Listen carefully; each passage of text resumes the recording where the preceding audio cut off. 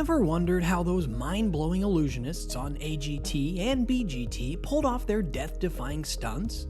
The ones that had you gripping your seat, heart racing, and jaw on the floor? Well, wonder no more. We've gone deep undercover, scouring every nook and cranny of the magic world to expose the secrets behind the most dangerous acts to ever grace these iconic stages.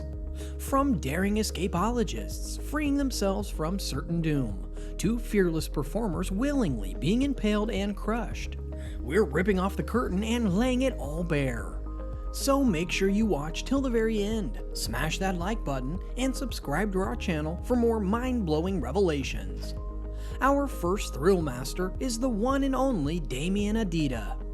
Widely regarded as one of the greatest living escape artists, on America's Got Talent, Adida performed his signature death drop escape, which is pretty much as deadly as it sounds. Here's how this insane stunt went down. Adida was locked inside a sturdy wooden box situated above a rig of 3 massive metal spikes. Not just any spikes either. These razor-sharp behemoths were set ablaze, with the fire shooting up towards the box. Oh, and his hands were cuffed behind his back just for an extra kick of jeopardy. If that visually terrifying setup wasn't enough, here's the real killer. This whole container was suspended by rope pulled taut over a pulley system. A blowtorch was then ignited to burn through those ropes, meaning Adida would come crashing down directly onto those fiery spikes of death. At this point, the audience was in a state of sheer disbelief that this act was even being allowed to happen. All eyes were glued to those ropes as the blowtorch's flames shot higher and higher. Within moments, the ropes became visibly frayed as smoke poured out. The box dropped, but didn't hit the spikes. Instead, it just hung there, and it was later said to be a technical error. After a seemingly eternal pause, Adida suddenly appeared from the service entrance behind the judges, having made his incredible escape. So, how in the world did he actually pull this off? Well, the key was in the large black backdrop surrounding the rig.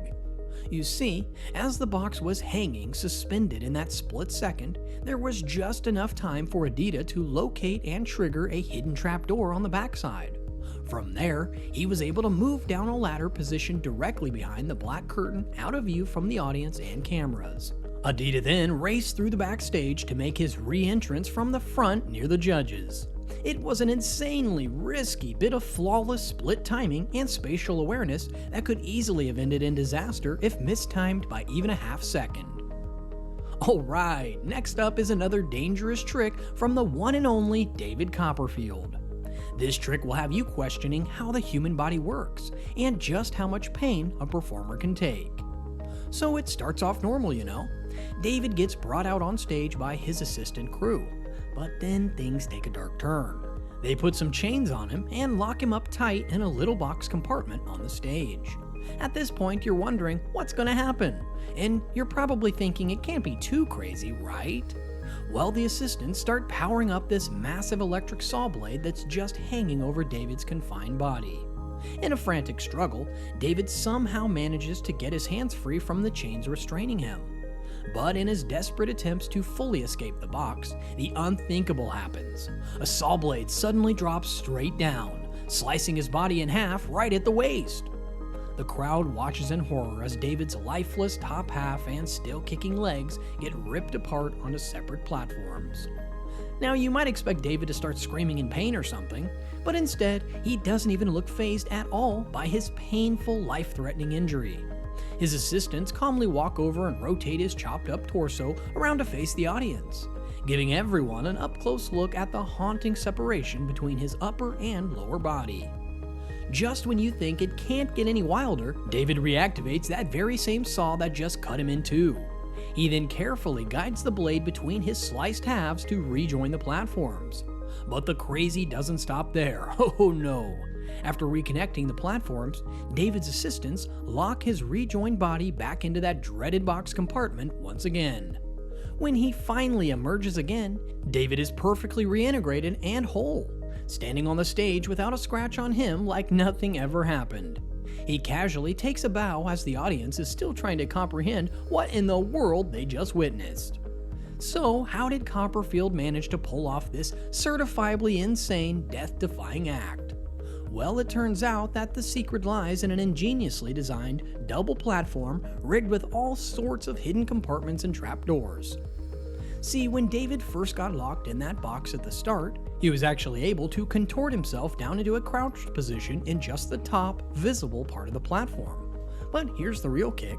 His actual legs were already detached and tucked away in a separate hidden compartment underneath that upper platform area. To connect his exposed upper body to those fake legs sticking out, David had to wear a concealed bodysuit that perfectly matched his regular outfit on stage. With it on, the suit's pant legs blended seamlessly with his torso, creating the mind-bending illusion that his chopped-off bottom half was still attached when that saw sliced through his waist. But those disembodied fake legs weren't entirely lifeless props either.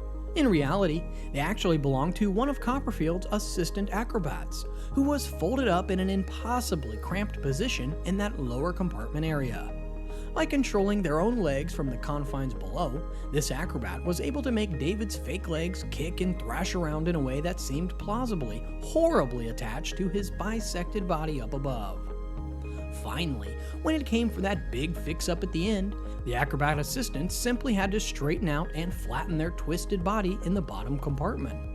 This allowed David to rise up from the box, appearing completely whole and unharmed again.